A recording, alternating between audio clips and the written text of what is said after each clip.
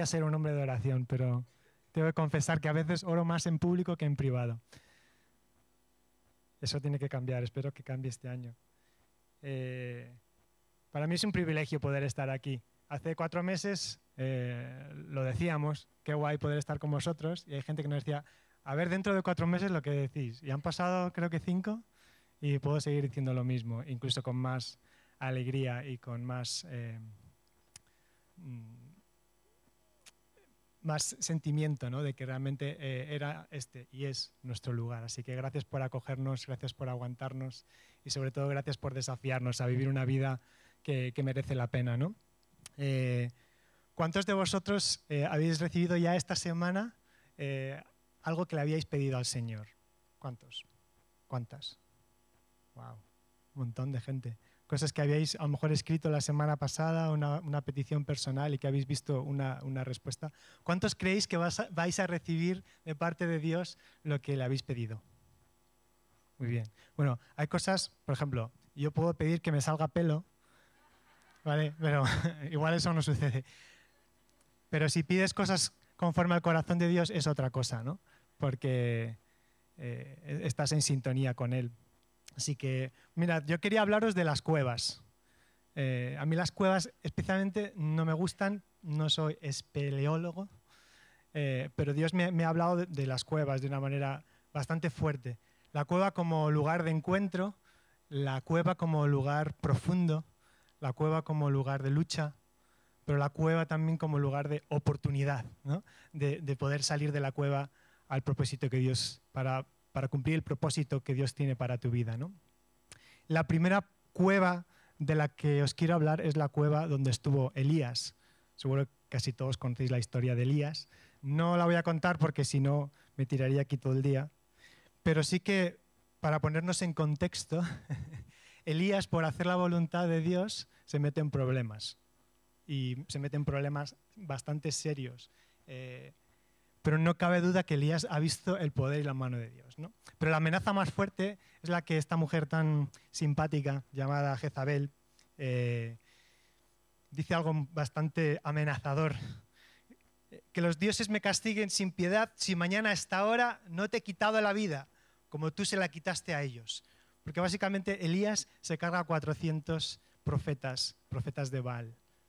Y esto a Jezabel no le hizo muchísima gracia, parece ser, porque los planes de Jezabel básicamente es que era que el pueblo de Israel adorara a otro Dios que no fuera al único Dios. Así que imaginaos cómo se queda Elías. Lo que hace es huir, lo que haríamos todos, ¿no? Si tu vida está en peligro, ¿qué haces? ¿Te quedas esperando a que vengan a matarte o harías algo, ¿no? Eso es lo que Elías hizo. Pero lo que le pasa a Elías, que vemos en el siguiente versículo, en Primera de Reyes 19:4, llega un punto donde le dice, estoy harto, Señor. Y esto lo dijo de manera bastante enfadado, ¿no? Porque pone aquí que protestó. Quítame la vida, pues no soy mejor que mis antepasados. Fijaos, el profeta que resucitó al hijo de la viuda de Sarepta y que vio la provisión de Dios, ¿no? Cuando estas tinajas se llenaban de aceite. Que vio descender el fuego en el sacrificio delante de estos 400 profetas que estaban intentando ahí, saltando y cantando hasta que quedaron exhaustos, pero no vieron ningún poder de ninguno de sus dioses, ni del dios Baal. Pero que Elías sí que vio el poder sobrenatural de Dios, porque cayó ahí fuego. Y eso que le había echado un mogollón de agua. Había llamado, yo creo que a los bomberos y habían descargado ahí, yo no sé. Aún así, el sacrificio se consume, ¿no? Que ve cómo la lluvia prometida llega. Sin embargo, ahora está diciendo, estoy harto, Señor. Yo no sé cuántos de vosotros os identificáis con esto. Yo sí. A ver, que levante la mano alguna vez. ¿No? A todos. Le hemos dicho esto al Señor, ¿no? Estoy harto. Vaya manera, ¿no?, de hablarle a nuestro Señor. ¿Y qué es lo que hace el Señor? Fijaos, en Primera de Reyes 19:7 dice que el ángel del Señor le dice a Elías, levántate y come porque te espera un largo viaje. Me hace gracia que lo primero que le dice el ángel es que descanse y que coma, ¿no? A veces la primera receta que damos a la gente cuando viene desanimada es, pues lo que tienes que hacer es esto, esto y esto. Y le ponemos todavía más cargas que las que traía, ¿no? Sin embargo, ¿cómo es el Señor, ¿no? Que nos conoce tan bien que nos dice, échate una siesta, prepárate una merienda cena y estate tranquilo, porque tengo algo para ti que va a llevar esfuerzo y tiempo, ¿no? Porque después de esta provisión y de estar con él, pasa 40 días, ¿no? Hasta que llega al monte de Sinaí. Y ahí es donde él entra en la cueva y donde va a tener un encuentro con Dios que le va a cambiar para el resto de su vida, ¿no?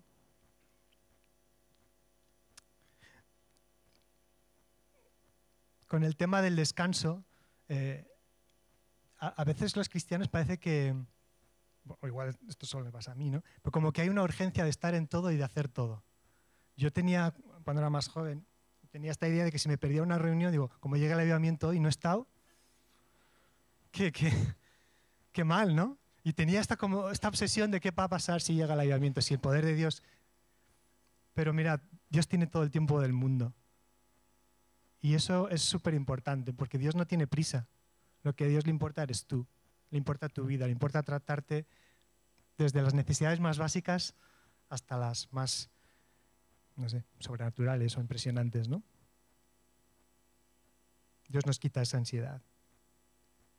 Bueno, entonces Elías, en 1 Reyes 19:8 dice, Elías se levantó y comió y bebió, y una vez fortalecido por aquella comida, viajó 40 días y 40 noches hasta que llegó a Horeb, el monte de Dios. Allí pasó la noche en una cueva.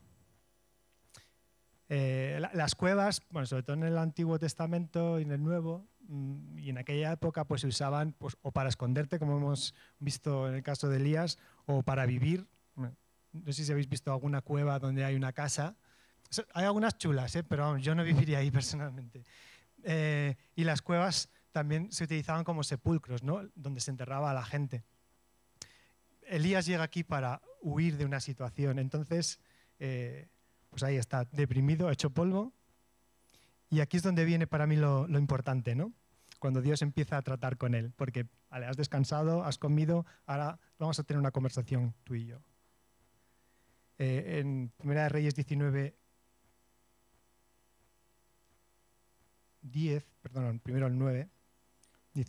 dice el Señor a Elías, ¿qué haces aquí, Elías?, le preguntó. Y Elías le contesta, me consume mi amor por ti, Señor, Dios Todopoderoso, respondió él. Los israelitas han rechazado tu pacto, han derribado tus altares y a tus profetas los han matado a filo de espada. Yo soy el único que ha quedado con vida y ahora quieren matarme a mí también. O sea, el tío sigue realmente hecho polvo y quejándose. Otra vez, ¿quién no se siente identificado con este espíritu de queja aún delante de Dios, ¿no? Me llama la atención que Dios le dice, ¿qué haces aquí? No le dice, ¿qué haces allí?, sino, ¿qué haces aquí? Para decirle a alguien, ¿qué haces aquí, Antonio?, es porque estamos en el mismo lugar, ¿no? Y eso me habla de que Dios es un Dios cercano. Es decir, que Dios está en medio de nuestras circunstancias, aunque estemos quejándonos, aunque estemos reprochándole cosas, aunque estemos diciéndole, ¿por qué me pasa esto a mí, pobrecito de mí? Pero Dios se identifica, empatiza con nuestra situación personal, porque le importamos. Por eso dice, ¿qué haces aquí, Elías? No le dice, oye tú, que estás allá. Porque fijaos, ¿dónde se puede esconder un Dios que es omnipresente? ¿Lo habéis pensado alguna vez? Si es omnipresente es que está en todas partes, ¿no? O sea, que podemos estar en el agujero más oscuro, más chungo, más difícil, que Dios va a estar ahí. Y yo no sé cómo vivís vosotros vuestro día a día, pero yo hay mañanas que me levanto y me tengo que recordar a mí mismo que soy cristiano, lo que creo, empezar a declarar, soy esto, esto y esto. Porque por lo que haya soñado, o lo que haya comido la noche anterior, o lo que sea, me despierto muchas veces con una idea muy errónea de la realidad. Y yo creo que Elías es como se sentía. De repente tenía amnesia espiritual. No se acordaba de la provisión de Dios, del poder de Dios. Lo único que ve es lo mal que está. ¿Cuántos hemos estado ahí? Yo, bastantes.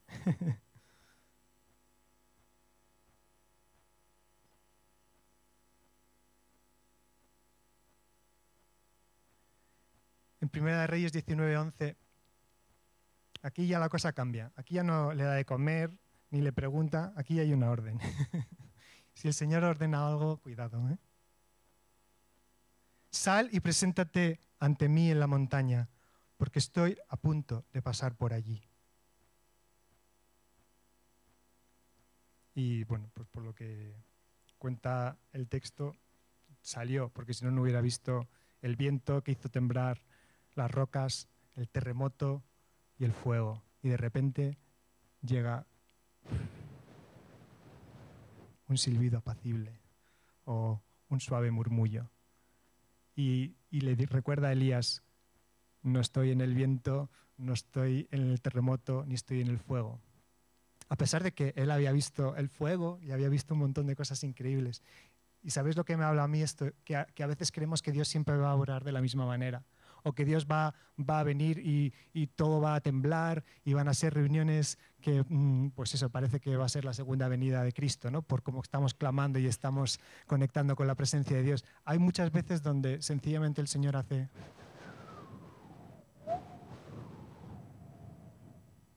Y eso es lo único que hace. Porque pedimos muchas veces, Dios, dame esto, dame lo otro. Y lo que Él hace es darse a sí mismo. ¿Qué os parece? Señor, dame un trabajo, dame fe, dame sabiduría. Todas esas cosas Dios nos las va a dar. Pero si Él ha dicho que se da a sí mismo, yo prefiero eso. Porque teniendo eso tengo todo lo demás, tenemos todo lo demás, ¿no? Vale, Elías ve todo esto y el Señor le vuelve a preguntar. ¿Esto de las preguntas os suena? ¿No hacía Jesús lo mismo? Los coaches se creen que han inventado algo con esto de las preguntas, pero el Señor inventó esto, ¿eh? Sabe que haciéndonos preguntas nos hace pensar. Le dice, ¿qué haces aquí, Elías? ¿No? En Primera de Reyes 19:14. Y le vuelve a soltar la misma. Dice, pero a ver, ¿has visto el fuego? ¿Has visto el terremoto? Te ha dicho que en todas esas cosas no está, que está en el silbido apacible. Y tú vuelves R que R con la misma cosa. Otra vez, ¿quién se siente identificado con esto? Que vemos el poder de Dios, que podemos estar a nuestro alrededor contemplando las maravillas de Dios, escuchando de su gracia, de su misericordia, de su fidelidad, y nosotros seguimos, es que me han hecho, es que me han dicho, es que ha pasado esto, es que fíjate, y Dios se queda así.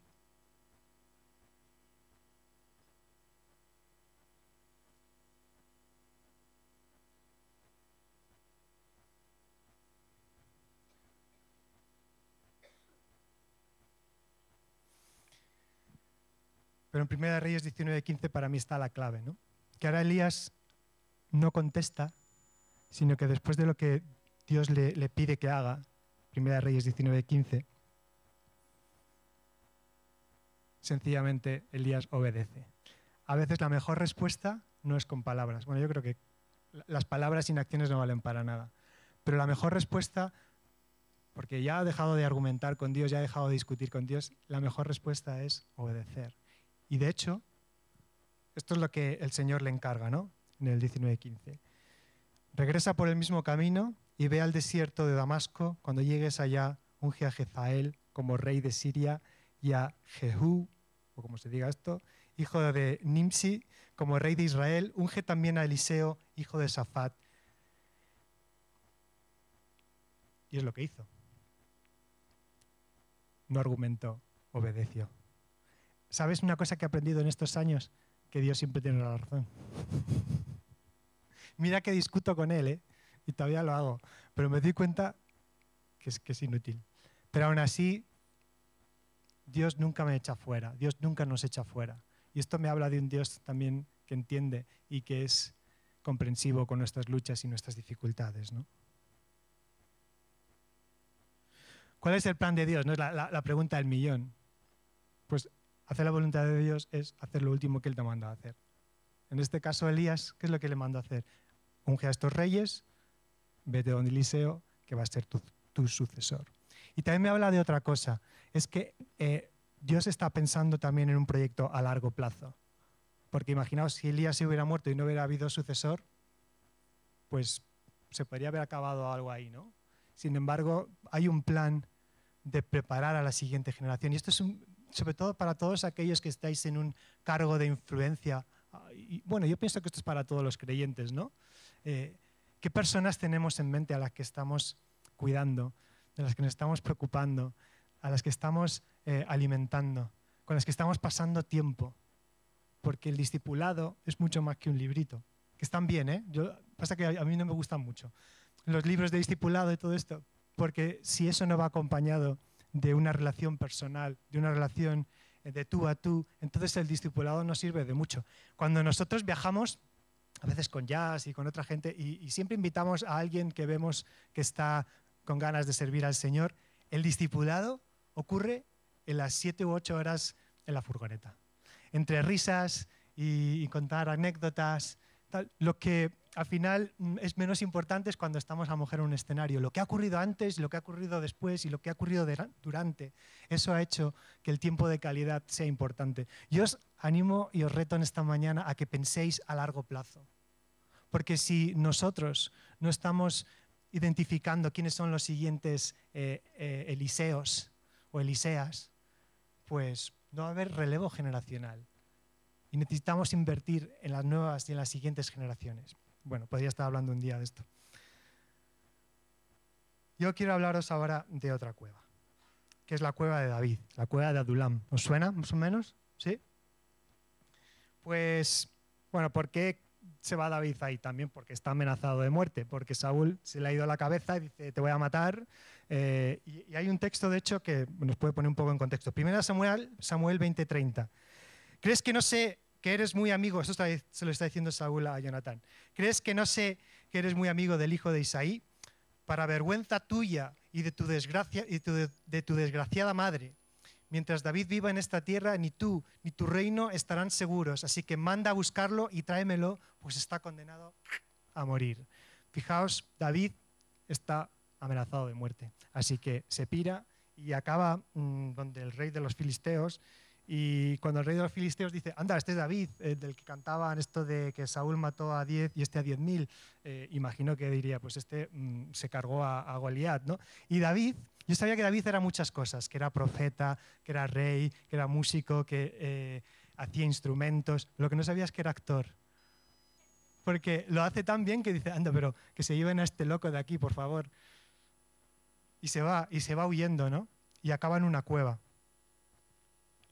Y la cueva, al parecer, la cueva de Adulam, bueno, son unas cuevas, yo he visto unas fotos, no es que haya estado ahí, he visto unas fotos de unas cuevas enormes. Así como la cueva de Elías, a lo mejor era pequeña, no sé, pero las cuevas de Adulam, al parecer, son grandes.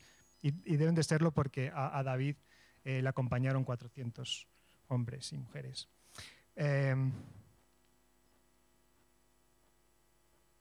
Pero cuando llega ahí, tiene que pasar muy cerquita de donde mató a Goliat. Y no os imagináis que él pensaría, wow, hace un tiempo atrás Dios me usó para derribar a un gigante, para cuando el pueblo de Israel se quedaba así cruzado de brazos mientras los filisteos retaban al pueblo de Dios, y este chaval viene y tira unas piedras y se carga al gigante.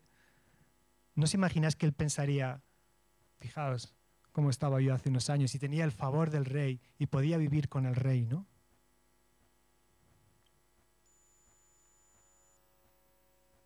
Yo creo que todas esas voces nos suenan familiares, ¿verdad? ¿Cuántos de nosotros no estamos con voces que nos dicen, fíjate cómo estabas, fíjate dónde estabas, fíjate en qué situación o qué circunstancia tenías y ahora, mira, estás en una cueva, te has quedado solo, te has quedado totalmente aislado?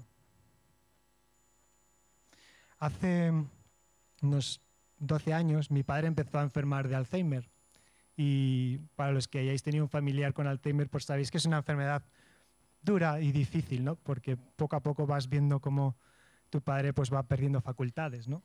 Así que mi padre, de estar más o menos bien, pasó a estar muy mal, ¿no? Con una demencia muy, muy grande.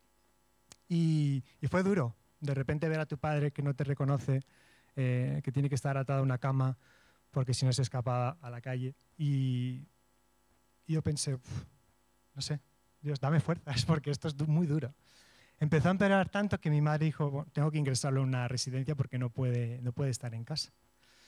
Y le ingresaron a una residencia. Yo estaba viviendo en Santander y fui a visitarlo a la residencia. Y esto era una cueva, pero de las más tristes. Bueno, Bilbao no es una cueva, yo nací ahí, eso para empezar. Mucho respeto con Bilbo. Pero vamos a ver, llueve mucho, es gris, vamos a decir que es gris. Llueve mucho y esto, ¿no? Entonces, bueno, aparte de todo eso, era un piso donde había bastantes personas mayores atendidas ahí, era un piso oscuro, sin ventanas hacia la calle ni nada, ¿no? Y además pasaba una autovía por ahí. Es la entrada de Bilbao, si conocéis, para ir a San Mamés y todo esto. Bueno, y yo llegué ahí, vi a mi padre en una cama, en otra habitación oscura, y yo pensé, esto no puede ser. Yo tengo que hacer algo. Y yo no sabía qué hacer, pero tengo que hacer algo. Y cogí los salmos y empecé a leerlos allí. Y empecé a declarar cosas, ¿no? Y de repente miraba así a la enfermera o a las personas que estaban, porque yo estaba declarando cosas y digo, bueno, no vaya a ser que me pillen aquí y piensen qué está haciendo, ¿no? Pero no me corté en el sentido de decir, Dios tiene que hacer algo aquí. Dios puede hacer algo aquí. Dios puede traer luz en medio de este cuarto oscuro. Y aquello no solamente empezó a traer fe a mi vida, sino que hizo que mi padre saliera de ahí y pudiera ir a otra residencia mejor. Y uno de los recuerdos más bonitos que tuve con mi padre, un día nos quedamos él y yo solos y yo empecé también a cantar y a orar con él. Y él en principio pues, estaba un poco, pues ya sabéis, en su mundo, ¿no? De repente, él vino en sí, y esto es de verdad, podéis creerlo o no, pero es la verdad. Me voy a poner aquí, así lo cuento más íntimamente. Mi padre vivió la posguerra aquí en Madrid, era madrileño, era de la élite de Madrid, por cierto. Y así que yo no tengo 8 apellidos vascos, lo siento. Tengo solo 4. Pero bueno, mi padre era un hombre difícil porque, bueno, mis padres me tuvieron cuando ya eran mayores. A lo mejor no estaban en sus planes, pero sí en los de Dios, ¿vale? Pero era difícil, tenía mucho genio y a veces llegaba a casa y depende del humor que tuviera, pues te podía caer una bronca o a veces te pegaba. Era duro, ¿no? Y aunque él se convirtió, pues era difícil para él todavía cambiar muchas cosas de su carácter, de su vida, pero era un hombre que amaba a Dios con todo su corazón. Yo siempre lo veía todos los días leer la Biblia. No sé si conocéis lo de la hojita del calendario esta, que todos los días la leía, cuando las acababa las metía en el buzón de todos los vecinos. Luego los vecinos te miraban como, bueno.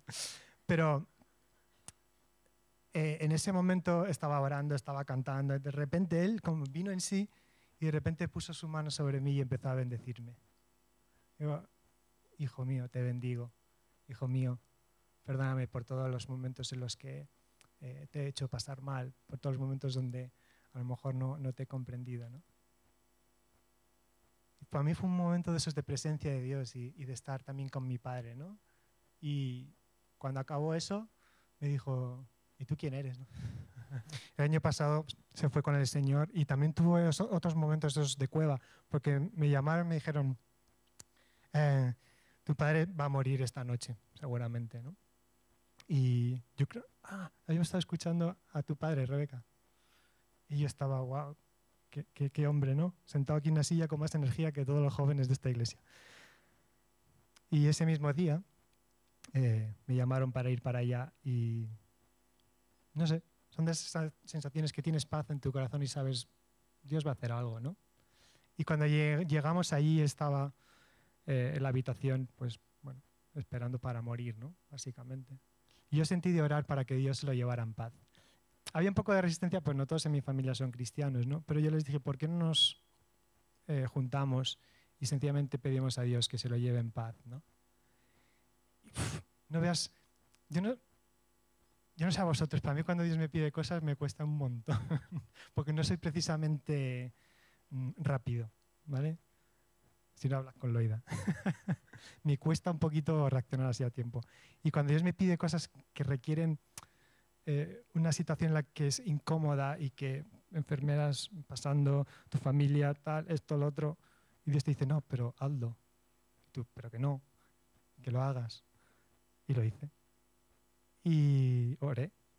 Y al cabo de una hora, de manera pacífica, Y la habitación se llenó de la presencia de Dios y Él se fue a su gloria.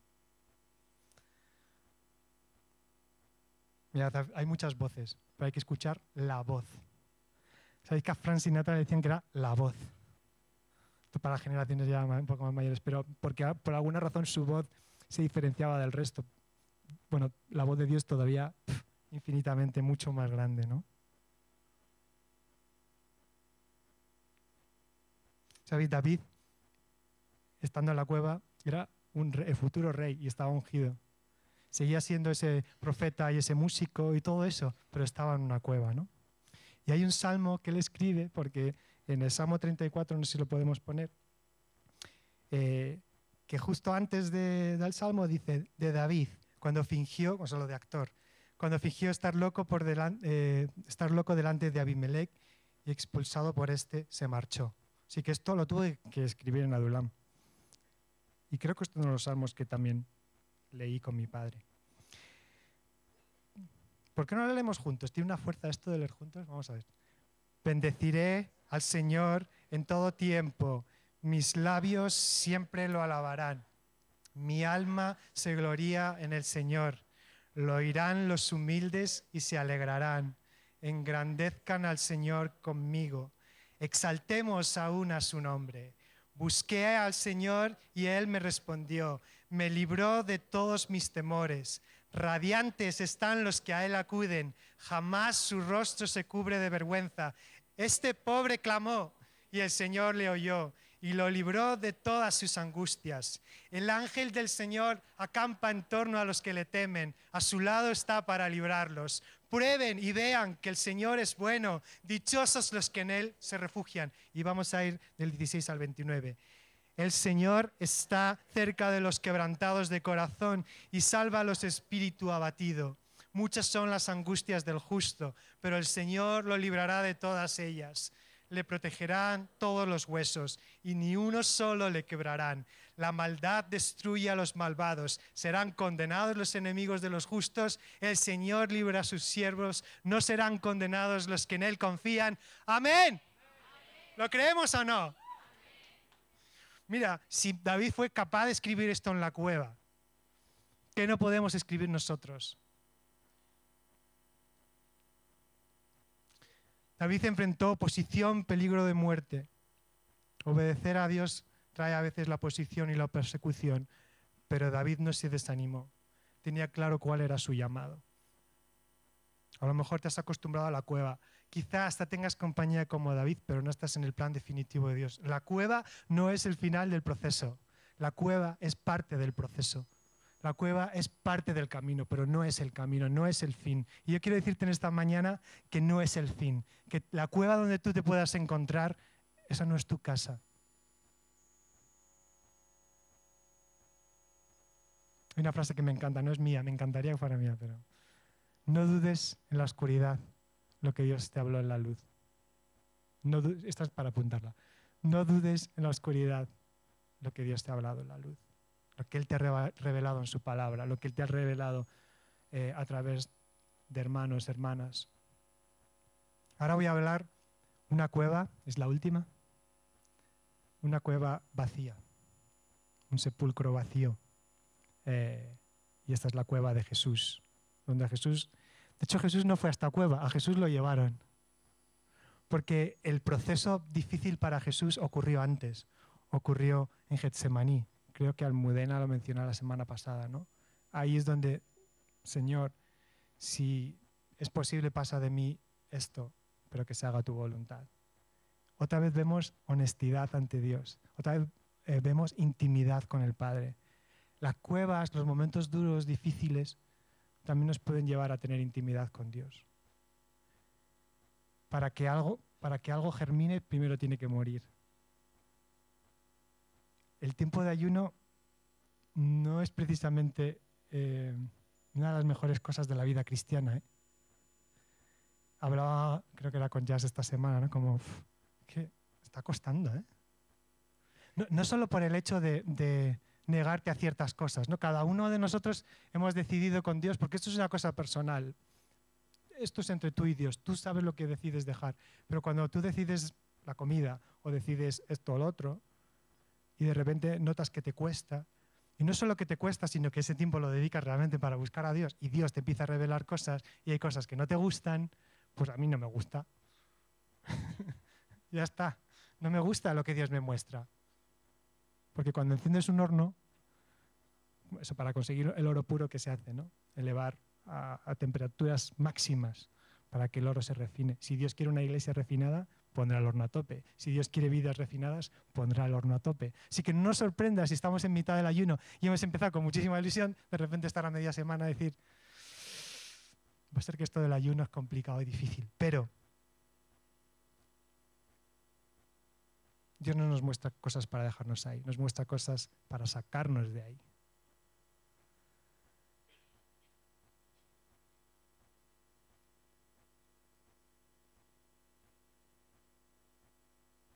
Voy a leer Mateo 28, 5, 7. Sucedió que hubo un terremoto violento, porque un ángel del Señor bajó del cielo y acercándose al sepulcro, quitó la piedra y se sentó sobre ella. Su aspecto era como el de un relámpago y su ropa era blanca como la nieve.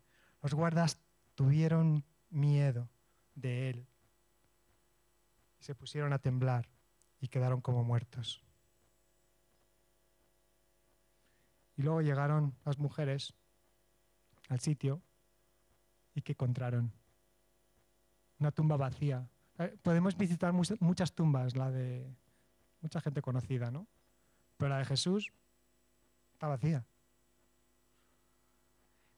Y ellas visitaban este lugar, pues como mucha gente hace hoy en día, va al cementerio, es como el último recuerdo que les queda de la persona que han querido y se acercan ahí a veces para hablar con él, pero la persona ya no está ahí, ¿no?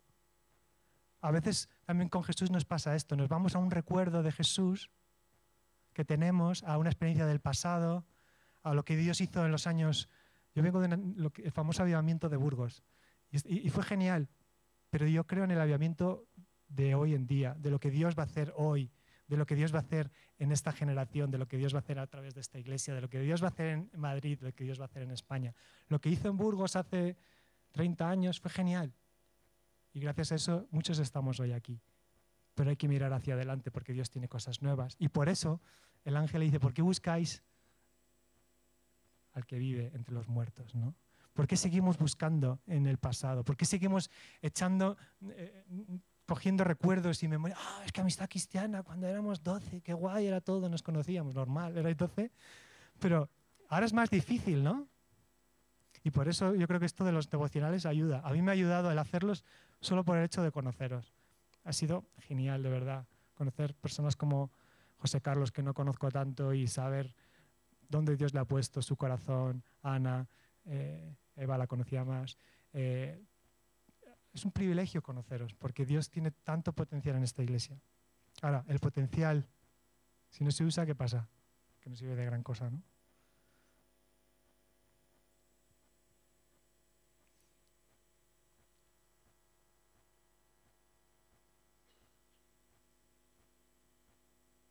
Quería pedir a los músicos si pueden venir para esta última parte, ¿no? Porque esta última parte tiene que ver con tomar posición, tiene que ver con decidir qué vas a hacer hoy. La verdad es que cuando Rebeca me pidió hablar del ayuno y la oración, dije, guay.